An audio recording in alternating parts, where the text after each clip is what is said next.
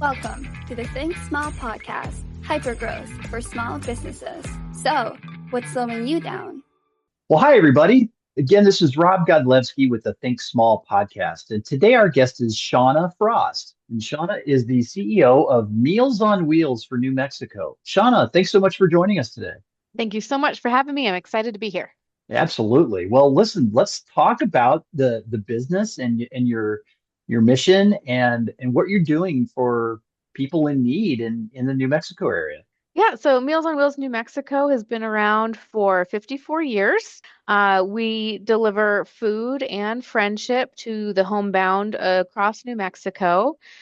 Basically, if somebody is in need of a medically tailored diet, if they can't cook for themselves, if they can't shop for themselves, they can call us and we can provide that for them, along with a friendly face and a wellness check. That's amazing. So I've certainly heard of Meals on Wheels in other areas of the country. How are you connected with a corporate entity, if at all? And tell us about that organizational structure. Absolutely. So we are a private nonprofit. We are an entity unto ourselves. We are part of the Meals on Wheels America network. And what that means is we are able to use their branding. We are able to use their voice in Washington to help with a lot of advocacy pieces. They're really great at allowing us to do a lot of networking, get a lot of questions answered by connecting us with other Meals on Wheels organizations throughout the country. But ultimately, we are our own entity. They don't provide funding for us, and they don't provide Hmm. any guidance on how to do what we do. Okay, interesting. I wasn't clear on that association, so thank you for clearing that up. So Absolutely. Shauna, how long have you been leading Meals on Wheels in New Mexico? So I've been in my current position as CEO for a little over 12 years. But before that, I was a volunteer driver. That's actually how I got started with Meals on Wheels. I worked for a Ford dealership out here in the Albuquerque area, and we volunteered to drive a route once a week. And so myself and my driving partner would go out. We had the first Friday of each month. And I did that for about 7 years. And I loved Oh, it. And wow. I fell in love with it. And I fell in love with the clients. And it was just something that was really exciting to me. I had a background in marketing and business, and marketing is can be tough for nonprofit organizations to come by. It's not the first thing that they want Yes, to it spend can. money on. And so I really just asked how I could get more and more involved with the organization. And eventually they hired me. The previous executive director left, and she said, I really think that you would be good. You have a passion for this. And so that's kind of how that came about. So I've been involved for almost 20 years. That's amazing. Having literally no experience in working with nonprofits or leading a nonprofit, you came to it through a passion of yours, and here you are leading the organization for more than 12 years now. That's a great story. So, Yeah. And so one of the things that I think is really important to point out is so nonprofit is a tax designation.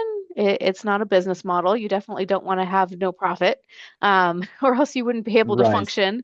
And so I think having the business background that I had was really helpful in being able to make that transition successful. So Interesting. yeah. So leading the organization for 12 years now, clearly you've seen some times where your your your organization services are either highly sought after, there's lots of demand, but also probably times when activity is down and maybe some funding is down. How do you navigate, the organization through those down periods? Can you give us an example of when that might have been and how you navigated the business through it? Yeah. So, something that's really interesting that I've noticed with the organization in particular with what we do is that the demand is always high. Ever since I've been here, there's never been a time where it's like the phones aren't ringing and people don't need food, and it's always been high. Some more than others. Right now is a really high peak for us. Um, But where we do see those, peaks and valleys a lot is in terms of monetary support or volunteer Right. support. And so it can be really tough. When I first started, the fundraising was pretty low. We did have a wait list, and we had a wait list for a number of years. And depending on the funding that's coming in, we've gotten that wait list down to, zero, where we were able to put everybody on the program.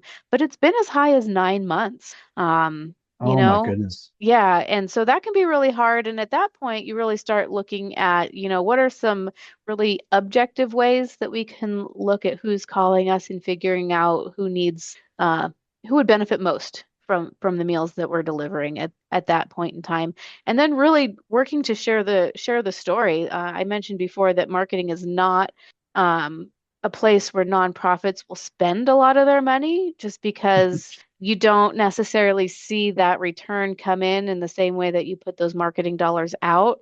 Uh, but fundraising is marketing, and you have to Yeah, have absolutely. marketing in order to to bring those funds in. And so having that background was really helpful in kind of being able to push through those times. And really, one of the things I found is that, like, when times get tight, it's actually important to focus more on the marketing, so that you can maintain those fundraising dollars and maintain the services that you have. And that can be really hard for organizations, especially mission-based organizations, where you really want to pour as much money as you can into the program and into the mission. But you can't, if there's no margin, there's no mission.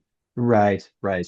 So clearly there's a unique challenge with a nonprofit such as yours. And this is very different from most of my guests here on the Think Small podcast in that your clientele is disconnected from your, I'll call it a revenue source, but it's really donation, Mhm. right? Your clients aren't charged anything for your services, correct? So we do work on a sliding scale, but about 90% Oh, of okay. who we serve is subsidized in some way, shape, or form. Right, right. So the majority of people are subsidized.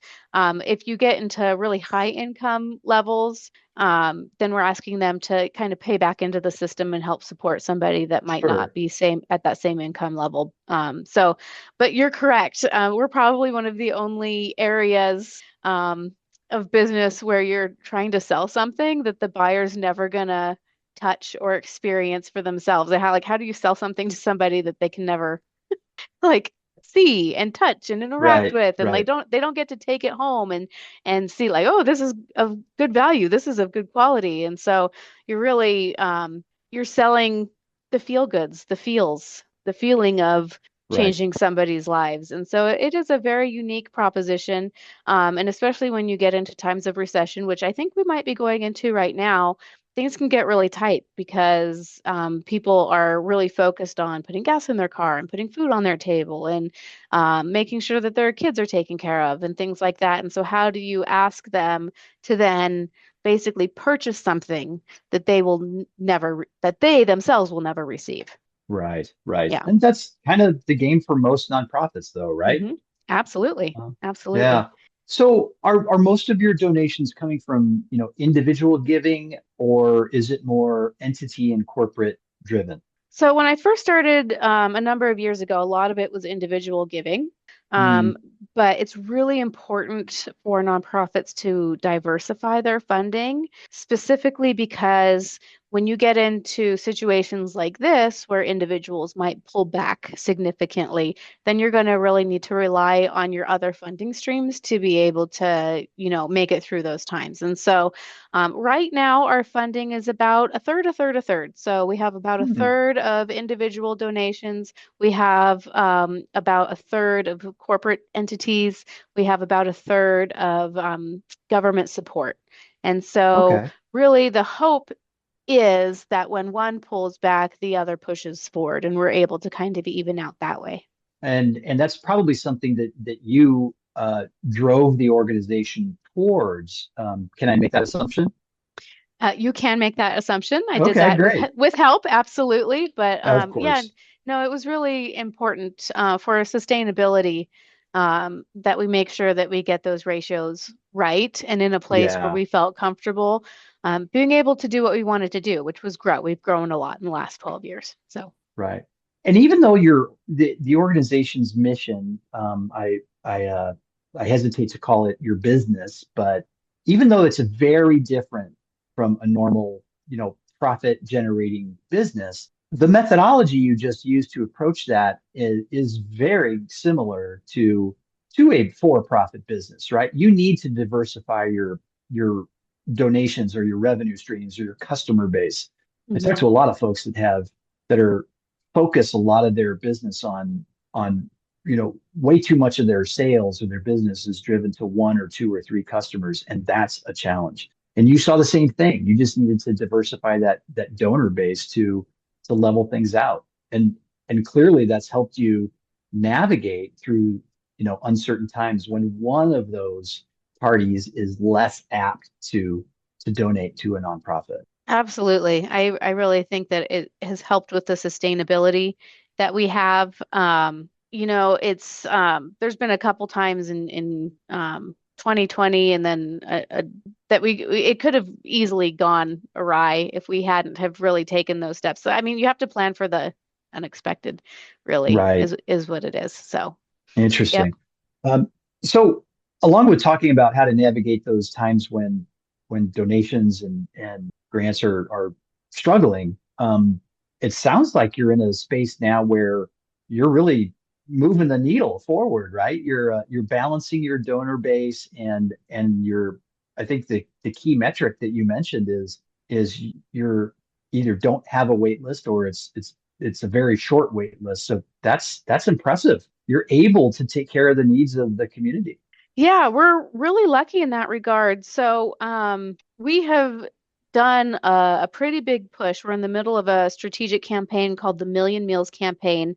Mm, And that's kind of a catchy name for us to just basically say we're interested in pretty much doubling the services that we had been providing prior to 2020. And we had put ourselves in a pretty good situation in terms of building up savings and things like that to be able to go through this really large growth period that we're experiencing right now. And so we don't have a wait list. We are serving anybody who calls us.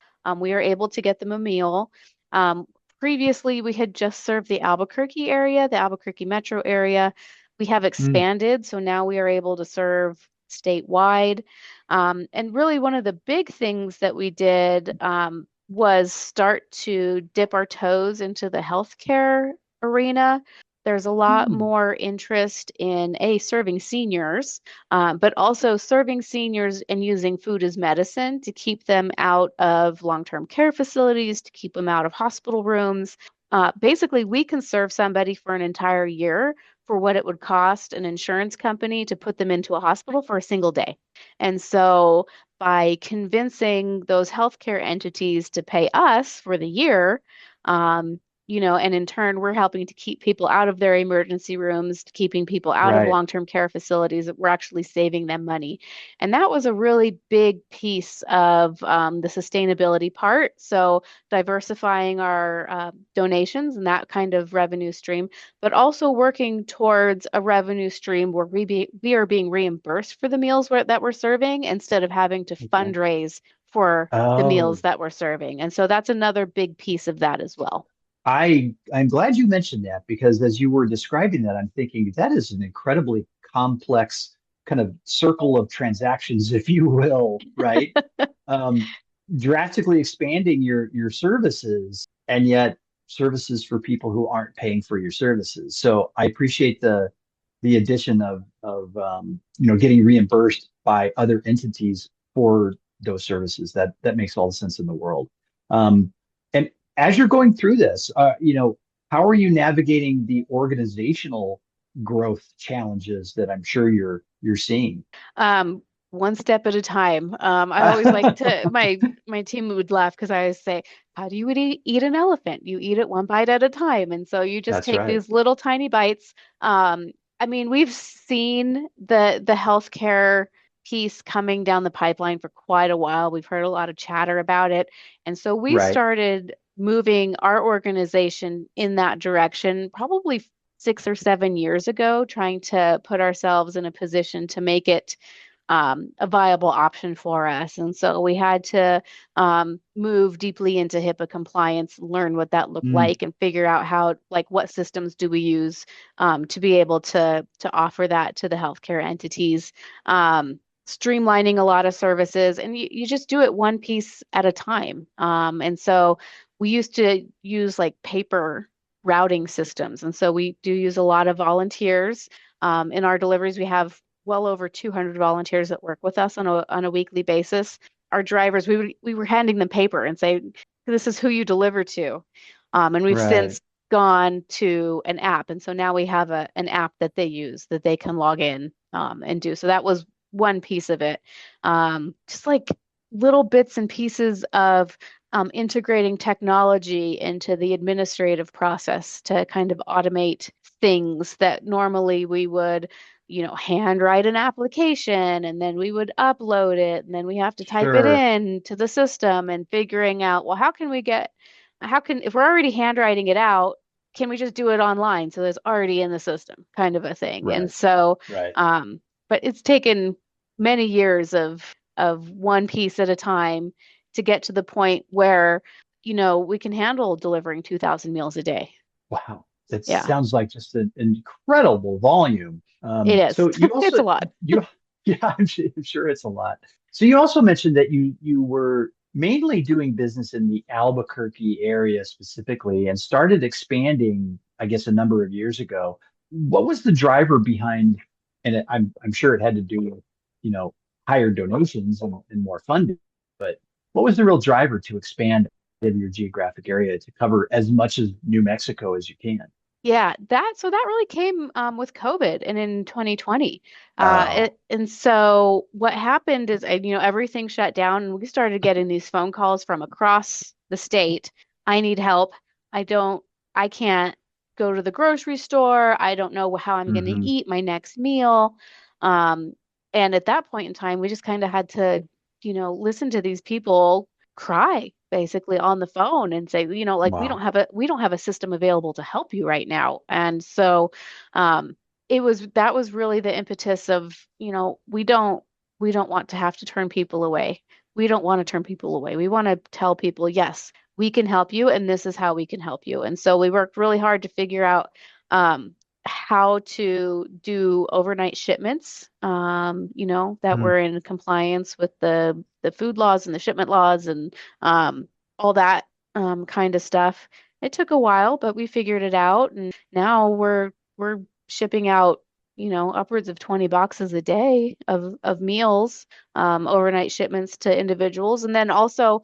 It's not just about the delivering the food, it's also, that wellness check and that check-in. Mm. And so how can we also add that to the people who we're not seeing face to face? And so figuring out how to do that, how to, call them and make sure they're okay, that they receive their food, that they don't have any questions or concerns. And yeah, so I mean that took some time as well, figuring out how to make that a process that is repeatable and accessible to everybody. Interesting, interesting. So in dealing with this expanded, geographic model, have you also looked at potentially, what other services could you provide for those, you're going into people's homes literally every day. Mhm. So are there other things you could be doing, and could those open up different, donor sources for you? And I'm sure you've looked into this, but what could that look like? Yeah, and we've done some of it. So we've done things where we will do some accessibility things like flashing doorbells for people who are hard of hearing, Mm. connecting people with phones that are good for people that usually can't use a phone because they're hard of hearing, things like that. We've really tried to avoid mission creep. We figure out what we can do and what we do really, really well. And we focus on that thing. And really, how we help fill a lot of those other gaps is through partnerships. There's other organizations that have the ability to do those things way better than we could. There's organizations that are Right. out there that will come in and completely upfit a home with things to help ensure safety and stuff like that. So what we'll do is we'll partner with them. We'll train our volunteers. What are some safety things that you can see from inside the house? What are some questions that you can ask somebody to figure out some additional services that they might need? And then we act as a connector for those Gotcha. people to other organizations. And lots of times we will write, joint grants so that we can find the people and the Mhm. partner organization will come in and assist them. And so there is some stuff like that's available. Yes. So I'm really glad you used the phrase mission creep because in my career, either working for manufacturing entities or with my clients here at Chief Outsiders, there's a lot of people who suffer from that, and it really prevents an organization from moving forward effectively and efficiently. And that is, you know, getting caught by the shiny ball. Hey, wouldn't it be great if we could add technology resources to all the people we're seeing every day as we're dropping off our hot meals? But I'm so glad that you're focused on your mission, which means you're going to be able to run a bit of your organization much more efficiently and effectively in the long run than if committed random acts of service, if you will, um, in in trying to be all things to all people. I really appreciate your comment there, and I think it's a very valuable one for all of our listeners. And it's important to note that it's not that like, oh no, we don't do that. We're not even going to touch it. It's more of like that's not our wheelhouse, but we know people whose wheelhouse it is and making sure that we're Yeah, still being yeah, able to make those connections because that is one of the things that our clients really look to us for is, we're the ones that are going to their door every day. We're the ones right. that are building and gaining their trust. And so if somebody trusts us enough to say, I haven't taken a shower in a week because I'm afraid to get in my shower because I think I'm going to slip and fall. Like Yeah, what can we do to make sure that that person still receives the services that they need? yeah, of Yeah. course, of course. Yeah. So, so Shauna, what does the next, say, 3 to 5 years look like, in your space? Is there further geographic expansion, on the horizon? Are there different relevant adjacent services you could be offering and different kind of donation sources for you? What does that look like? Yeah, so a couple things. The first is still, the expansion of the healthcare entity contracts. I really think that that is Mm, a really big space that I think we can have a lot of success in. I think right now, the, you know, probably the biggest program contract that we have is with Medicaid, specifically through a waiver for New Mexico. And that just started in October, and it's already well over 100 clients for us. mm, And so I do think that there is a really big opportunity, not only for us, but if we are able to prove the model, I really think that it can be a game changer for organizations like ours across the country. And so mhm, I think that's a really big focus for us. The other piece is taking, I mean, we're based in Albuquerque. That's where our kitchen is. That's where we're sending all the meals out of. And so really figuring out how can we take our services and put them outside of central New Mexico, but in a way that feels a little bit more true to the original program, where it's a lot mhm, of neighbors helping neighbors. And so finding those partners in those rural areas to do kind of that last mile delivery so that people even mm, outside the area are able to experience what people inside Albuquerque and central New Mexico are able to experience with their face-to-face delivery. That's a really big piece of ours. The other thing is expanding our mission a little bit. So we do have a subsidiary called Forage. And what it is, it's basically a grab and go vending machine with mm, healthy items that we've created. So we create them, we stock them in the vending machines, but then we're placing them in places like hospital emergency rooms, and places where people come and congregate potentially at odd hours where they're not able to leave and go find healthy food. And so Sure. really our mission of we're going to get food to people who can't get it to themselves is kind of expanded through this forage program by being able to feed doctors and family members and things like at 3 a.m. when they wouldn't normally be able Right. to get that type of food. And so really focusing on that as a source of income as well. So those are really the few things that we're going to be focusing on for the next few years. Interesting. So your geographic area is unique in that you have a central area in Albuquerque with most of your population, but with Hmm. more and more clientele needing services in outer rural areas. You mentioned that you're looking at um, people in those areas to take care of like the last mile delivery. But have you also considered, last mile meal prep? I'm just wondering if that could, or does that even make sense in your world, Can We'd have to really think about it and thinking about what goes into the meal prep. So we do medically tailored meals. And so we do 8 different Okay. types of diets and we do a number of different accommodations and we do breakfast, lunch, and dinner as a possibility. And so we do a lot of different types of meals. And so in order to be able to, like set up almost like remote kitchens in those places Right. and staff them could be quite expensive. Not that it wouldn't Yeah, I'm be sure. doable, but I do think that would be many, many years down the road. Um, and I don't know if it would be the most efficient way to handle it. But it is something that we have talked about is like, what does this look like? Maybe we have regional kitchens, I think was an option that we talked about, right? We have central, but maybe we could do northwest and northeast and have regional kitchens where the last mile delivery isn't 6 hours away. Right, right. And I Yeah. guess that's more of what I was kind of getting at without articulating it very well. And it sounds like though that that's not an eminent concern or a challenge for you. So it sounds like you're really, doing things well and getting hot meals to the people who need them.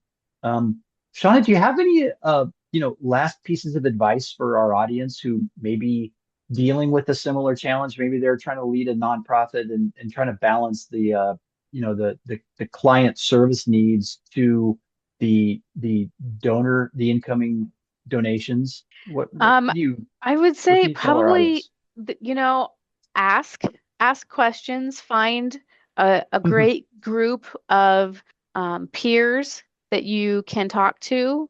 I think the best solutions that I've found to problems that I've faced in my career, in my life in general, haven't come from me. They've come from others who have gone through similar situations. And so really surrounding yourself with a good group of, and I don't know if that's like a nonprofit social group or if it's a CEO group or Hmm. it could even be, your executive team within your own organization. The more voices that you have that you trust, the better solutions that you're going to come up with. And so really find some sounding boards, I think to bounce ideas off of probably is the number one piece of advice that I would have. I have not discovered any solutions by myself wholly on my own. Sean, I'm really glad you say that because it's actually kind of a common thread amongst our audience here at the Think Small podcast, and that is find mentors, find peers. Not all the answers have to come from you. In fact, most don't. Surround yourself with really smart people, whether they're in your organization or outside of your organization. So I'm sure that resonates with our audience. Um, Yeah, definitely. Resonates with yeah. me. Yeah, that's good. Well, it's been a real pleasure speaking with you today, Shauna. Again, this is Shauna Frost. She's the CEO of Meals on Wheels, New Mexico. Shauna, thank you so much for being here with us Thank today on the you. Think Small podcast. Welcome to the Think Small podcast, hypergrowth for small businesses. So, what's slowing you down?